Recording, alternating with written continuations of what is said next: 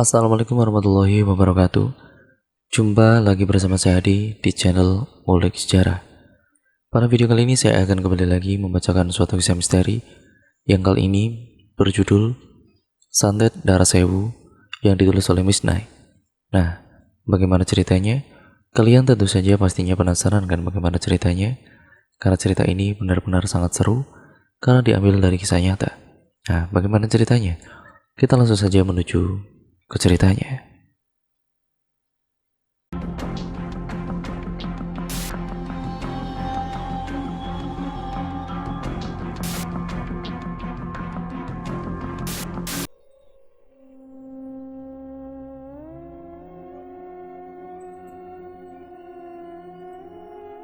Sebuah santet yang korbannya akan mengeluarkan darah segar secara terus-menerus di organ vitalnya. Pada treat kali ini saya akan menjadi narasumber, yaitu kakak sepupu. Namaku adalah Lestari, aku adalah seorang PNS yang mengajar di sekolah tingkat dasar di kotaku. Suamiku bekerja di dinas pemadam kebakaran. Aku mempunyai satu anak perempuan, usianya 16 tahun. Walaupun kehidupanku sederhana jauh dari kata mewah, tapi hidupku bahagia. Apalagi aku mendapatkan kabar gembira dari suamiku bahwa dia telah dipromosikan oleh atasannya menjadi kepala bagian di dinas pemadam kebakaran.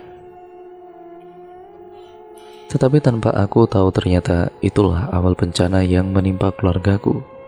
Sore itu. Assalamualaikum, Ma. Papa pulang? Waalaikumsalam. Sebentar. Buru-buru aku ke depan membukakan pintu untuk suamiku dan mencium tangannya. Mah, alhamdulillah, Papa sekarang naik jabatan, jadi kabak di damkar. Ucapnya sambil memelukku dan meletakkan tas dan sepatunya. Wah, alhamdulillah Pak, akhirnya Papa naik jabatan. Kita harus mengadakan syukuran Pak. Sambutku dengan penuh semangat. Iya, Mah, nanti hari Minggu kita akan syukuran. Kita undang keluarga, teman-teman kerja Papa dan juga tetangga sekitar rumah ya. Siapa? Nanti Mama siapkan semuanya ya. Hatiku girang tidak terhingga. Bagaimana tidak? Belum genap 2 tahun suamiku naik jabatan. Sungguh prestasi yang membanggakan. Hari Minggu pun tiba. Aku dibantu keluargaku mempersiapkan acara syukuran yang akan diadakan sore hari. Ketika berbincang-bincang dengan keluarga dan kerabat, sekilas aku melihat ada seseorang yang terus memandangiku dengan tatapan dingin tanpa ekspresi. Aku tidak tahu dia siapa. Apakah salah satu teman dari suamiku? Aku mencoba menyapanya, tetapi dia tidak membalas sapaanku. Cih, sombong sekali orang itu, obatku. Aku pun bersikap cuek dan kembali melanjutkan obrolanku dengan kerabat-kerabatku. Di saat aku sedang sibuk asik mengobrol, PI pembantuku menghampiriku dan berbisik. Bu, itu ada yang mau bicara sama ibu, ujarnya dengan wajah yang kelihatan tegang. Siapa Bi? Saya juga tidak tahu Bu. Dia bilang katanya keluarga ibu dalam bahaya. Ada sesuatu yang tidak baik yang ditanam di tanah ini. Apaan sih? Kenapa dia bilang begitu? Di mana orangnya? Itu Bu, di belakang di dekat dapur. Aku pun pergi ke belakang menemui orang itu. Kulihat ada seorang laki-laki yang sedang duduk bersila di belakang rumahku dengan beralaskan tikar.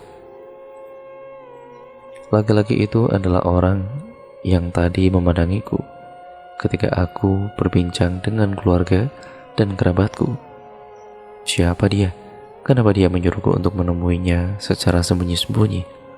Aku berjalan menghampirinya. Setelah tepat berada di hadapannya, aku mulai bertanya-tanya. Maaf Kang, ada perlu apa ya Kang? Akang memanggil saya ke sini. Apa Akang teman dari suami saya? Lelaki itu terdiam, melihatku dengan ekspresi yang sama seperti tadi. "Kang, punten." Aku memanggilnya lagi. Kali ini dia mulai membuka suaranya yang parau. "Teh, maaf kalau tadi saya bersikap tidak ramah. Itu karena saya melihat di belakang Teteh ada sesuatu. Terus ketika Teteh mendekati saya mencium bau anyir dan tahu itu apa? Ada kuntilanak yang mulai ngikutin Teteh," ucapnya. Sontak aku kaget mendengarnya.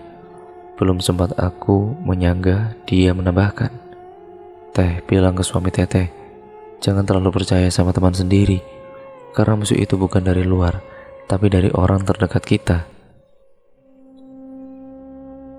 Banyak-banyak ibadah dan berzikir Teh, insya Allah akan diselamatkan." Seakan tidak percaya, aku membantah semua perkataannya. "Kang, Akang ini siapa sih? Jangan sok tahu dengan kehidupan keluarga saya." Sampai saat ini alhamdulillah teman-teman suami saya baik-baik semua kok. Sekarang lebih baik Akang pergi dari sini, kalau tidak saya akan panggil suami saya nih. Saya tadi hanya numpang lewat ke desa ini. Ketika saya melewati rumah Teteh, saya melihat ada aura negatif berkumpul di tanah ini. Saya hanya memperingatkan Teteh saja. Kalau Teteh tidak percaya sama saya, ya nggak apa-apa. Tapi saya berpesan, jangan lupa selalu mengingat Allah Teh. Setelah mengucapkan kalimat itu, orang itu lantas pergi. Setelah orang itu pergi, aku terus-terusan memikirkan perkataannya. Apakah benar ada seseorang yang berniat jahat kepada keluarga kami? Kalau memang ada, tujuannya apa? Semakin dipikir, semakin membuatku gila. Sudahlah. Aku tidak mau terlalu memikirkan hal itu. Malamnya, ketika sedang membereskan sisa-sisa syukuran tadi, tiba-tiba aku mencium bau bangkai yang sangat menyengat. Aku mencari-cari dari mana bau itu berasal. Bulu remaku bergidik ngeri ketika bau itu ada di kamarku sendiri. Segera aku panggil suamiku yang berada di teras rumah. "Pah, sini Pah." Tapi tidak ada jawaban dari teras. Aku memanggilnya lagi. "Pah, Papa," kataku setengah berteriak. Terdengar suara langkah kaki menuju kamar. "Ada apa sih Mah?" teriak-teriak. Suaranya kedengaran sampai ke rumah sebelah loh. "Lagian Papa dipanggil gak nyaut-nyaut. Ini loh Pak, Papa nyium gak bau bangkai di sini?" Suamiku mengendus-ngendus hidungnya di sekitar kamar. Terlihat alisnya berkerut. Papa gak ada nyium bau apa-apa tuh. Ada yang salah kali dengan hidung Mama. "Ya masa sih Pak, baunya nyengat banget loh ini. Apa ada tikus yang mati ya?" "Ya bisa jadi. Papa sama sekali nggak nyium bau bangkai Mah. Tapi Pak..." Belum selesai aku berbicara, dia memotong. "Sudahlah Mah, kalau menurut Mama di kamar ini bau bangkai, kita tidur di kamar tengah aja ya. Gak usah diperpanjang lagi. Papa capek pengen cepet tidur." Aku menghela nafas, kenapa hanya aku yang mencium bau itu. Kemudian malam itu, aku tidur di kamar tengah. Waktu menunjukkan pukul 1:30 dini hari. Aku masih memikirkan kejadian ganjil tadi. Tidak habis pikir kenapa hanya aku yang mencium bau itu. Ketika memikirkan kejadian aneh tadi, tiba-tiba dadaku sesak seperti ada benda di atas dadaku. Tanganku yang satu mencoba menepuk-nepuk punggung suamiku, namun suamiku tidak bergeming. Berteriak pun tidak bisa dan dak. Tiba-tiba ada kaki di atas dadaku. Mataku menatap ke atas mencari tahu siapa pemilik kaki menjijikan ini. Saat aku melihat wajahnya, wajah itu sangat menyeramkan. Menatapku dengan senyuman menyeringai. Astagfirullah, astagfirullah. Terus-terusan aku menyebut nama Allah. Ingin aku teriak, tapi suaraku benar-benar hilang. Aku hanya bisa membaca doa dalam hati. Dikit demi sedikit, rasa sakitku berkurang, dan alhamdulillah kaki itu sudah tidak ada. Aku bernafas lega, namun tidak berselang lama tiba-tiba dari atas, tes, tes. Sesuatu jatuh ke pipiku, cairan seperti lendir berwarna hitam. Cairan apa ini? Segera aku membersihkan pipiku, posisiku masih terbaring. Kemudian wajah menyeramkan itu ada di hadapanku. Jarak kami 1 jengkal tangan. Mulutku terkunci, aku tidak bisa menggerakkan tubuhku. Dia mengeluarkan lidah panjangnya dan mencoba menjilat-jilat wajahku. Aku menutup mataku sambil tetap membaca doa sampai Astagfirullah, Allahu Akbar. Aku terbangun dari tidurku. Ya Allah, mimpi apa itu? Keringat membasahi tubuhku. Baru kali ini aku mimpi tampak seperti nyata. Tanganku gemetaran. Aku melihat suamiku masih ada di sampingku tertidur dengan pulas. Keesokan harinya, tubuhku lemas tidak bertenaga. Kepalaku sakit serasa ingin pecah. Seperti ada sebuah batu yang berada di atas kepalaku. Terasa berat dan sangat sakit. Badanku pun mengalami panas tinggi, mencapai 40 derajat Celcius, membuat tubuhku terasa nyeri dan kesakitan. Keluargaku berpikir kalau aku memang sedang sakit medis pada umumnya. Oleh karena itu, mereka langsung membawaku ke rumah sakit dan langsung ditangani oleh dokter. Dokter menjelaskan, mungkin penyebabnya karena kelelahan pikiran, psikis, dan lainnya.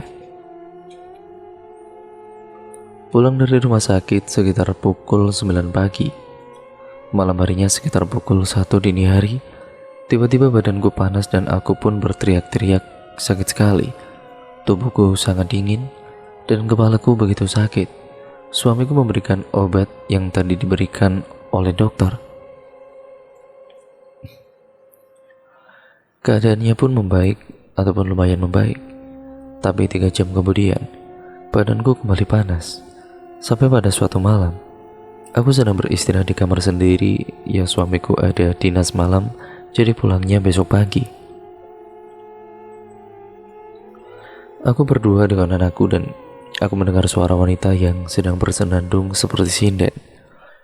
Aku benar-benar ketakutan sampai gemetar, gimana tidak gemetar. Sinden yang aku dengar itu pun nyanyiannya memanggil kuntilanak. Lalu aku mengambil Al-Quran dan membaca ayat-ayat pengusir makhluk halus.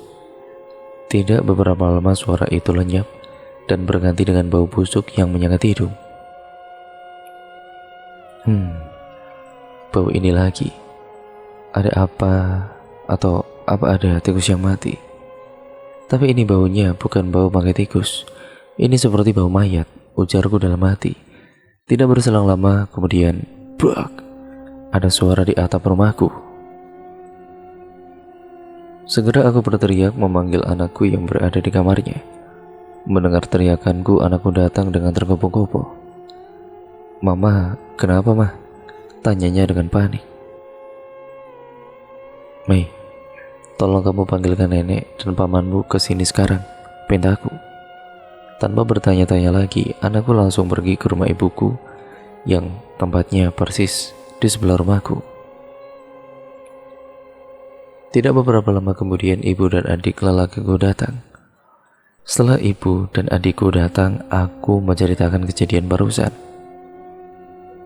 Bu, tadi Tari mendengar suara wanita yang bersenandung. Lalu Tari baca Al-Quran, tidak lama suaranya hilang. Tapi ada bau yang menyengat, Bu. Seperti bau bangkai kayak kemarin. Ibu menatapku dengan sinis. Tari, ini sepertinya ada yang tidak beres.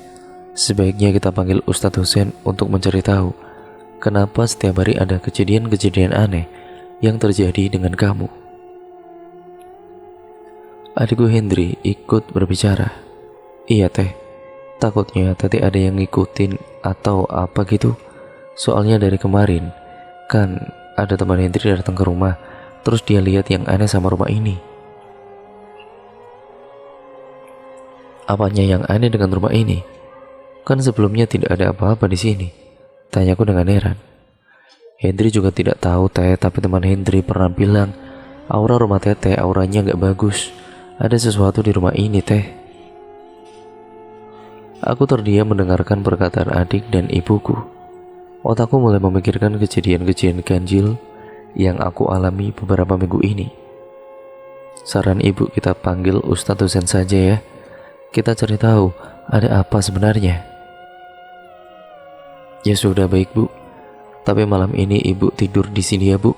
Tari takut bu. Kamu ini nggak malu apa sama anak kamu? Ibu mengejekku sambil tersenyum ke arah Melani. Melani menjawab, ya elah nek, yang namanya takut kan bisa terjadi sama siapa aja, mau tua ataupun muda. Nanti kita tidur di ruang tengah aja ya nek, biar ramean gitu. Mei juga ikut tidur sama mama berdua. Om Hendri tidur juga di sini kan? Tanyanya sambil memohon kepada Hendri. Kalian ini penakut. Baiklah, kita tidur di sini bu.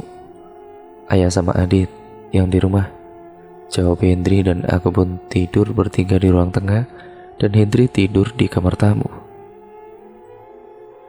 Bersyukur tidak ada yang terjadi malam itu. Sampai ketika malam berikutnya, aku kembali mendengar suara nyanyian dan mencium bau busuk di tempat yang sama di sekitar kamarku. Aku teriak-teriak memanggil suamiku. Untungnya malam itu suamiku berada di rumah. Dia sedang bersama Ustadz Husen. Mendengar teriakanku, mereka menuju ke kamarku untuk memeluk suamiku. Pak, aku takut pak. Tadi suara dan bau itu muncul lagi. Aku menangis ketakutan. Ustadz Husen paham. Lalu dia menggelar sajadah di ruang tengah. Dia meminta suamiku untuk bergabung berzikir dengannya. Sementara aku disuruh untuk masuk ke kamar anakku. Saat Ustadz dan suamiku lagi zikir, aku merasakan ada yang aneh di punggung dan pernafasanku. Sakit dan sulit bernafas, aku benar-benar ketakutan. Leherku seperti ada yang mencekik. Anakku terlihat panik, dia membaca ayat kursi dan ayat Al-Quran yang ia bisa. Tidak ada yang saya ingat selain rasa sakit yang tidak terhingga. Aku teringat tentang membaca sholawat. Spontan aku membaca sholawat sehingga aku bisa berteriak, "Papa!" Mungkin karena terasa ada yang tidak beres, suamiku langsung lari ke kamar. Aku menangis ketakutan dan badanku penuh dengan keringat. Tidak lama kemudian Ustadz Husen mengambil air dan aku disuruh minum air itu yang sudah didoakan. Anehnya badan terasa amat lemas dan ngantuk. Saat itu pun aku tertidur. Aku pikir gangguan itu akan berhenti, tetapi ternyata aku salah. Gangguan kali ini malah semakin lebih hebat. Sore sekitar jam 5 itu, aku sedang menonton televisi berdua dengan anakku. Saat itu suamiku belum pulang. Tiba-tiba punggungku dan tengkuku terasa sangat panas. Kepalaku rasanya sakit sampai aku memukul-mukul kepalaku dengan remote TV. Mataku memerah panas. Bibir kering pecah-pecah dan tubuhku benar-benar kesakitan seperti sedang ditusuk-tusuk jarum. Aku berteriak kesakitan tanpa sadar aku telah menggigit bibirku sampai berdarah. Anakku Mei yang saat itu berada di sampingku terkejut melihat mulutku mengeluarkan darah. Dia pun berteriak memanggil kakek dan neneknya. Mendengar teriakan dari Mei, orang tuaku dan juga Hendri langsung berhamburan mendatangi rumahku. Saat itu aku tertawa-tawa seperti orang gila. Setelah melihat keadaanku, ayah dan ibuku, ya lebih tepatnya ayahku, berkata kepada adikku, "Ayo kita panggil Ustadz Husen." Hendri mengangguk lalu mengambil motor dan langsung bergegas pergi. Ibu dan anakku segera melihat keadaanku yang sangat benar-benar memprihatinkan pada saat itu, sedang menjelati darah dari bibirku yang luka.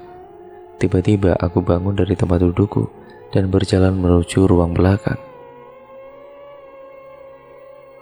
Saat itu tubuhku seperti dikendalikan oleh sesuatu. Ibu dan anakku mencoba mencegahku, tapi apa daya, tenagaku 100 kali lebih kuat. Tanpa sadar aku membantingkan tubuh mereka. Mereka pun terjerembab ke lantai sampai ibuku pingsan.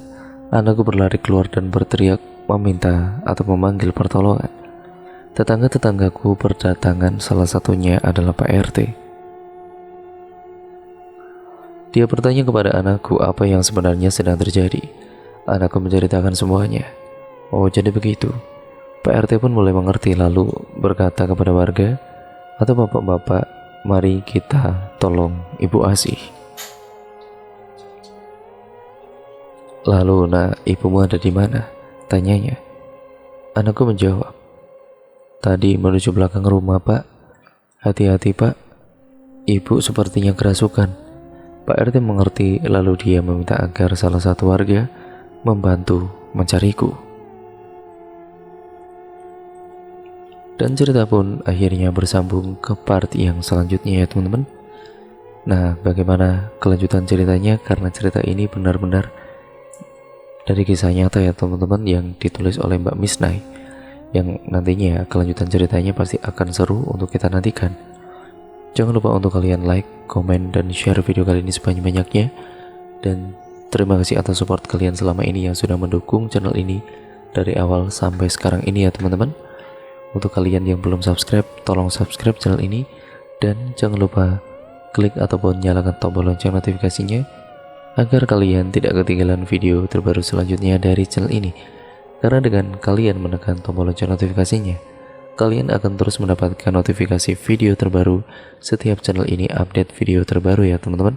Nah, jadi kalian tidak akan ketinggalan cerita terbaru dari channel ini. Sekian, terima kasih, kurang lebihnya mohon maaf ya teman-teman. Dan semoga di part yang pertama ini kalian bisa mengambil yang baik-baiknya dan membuang yang buruknya ya teman-teman. Dan jadikan sebagai pembelajaran untuk kita semua, agar kita menjadi orang ataupun manusia yang jauh lebih baik lagi. Terus nantikan kelanjutan ceritanya di video terbaru selanjutnya. Video ini saya akhiri dan sampai berjumpa di video terbaru selanjutnya. Wassalamualaikum warahmatullahi wabarakatuh.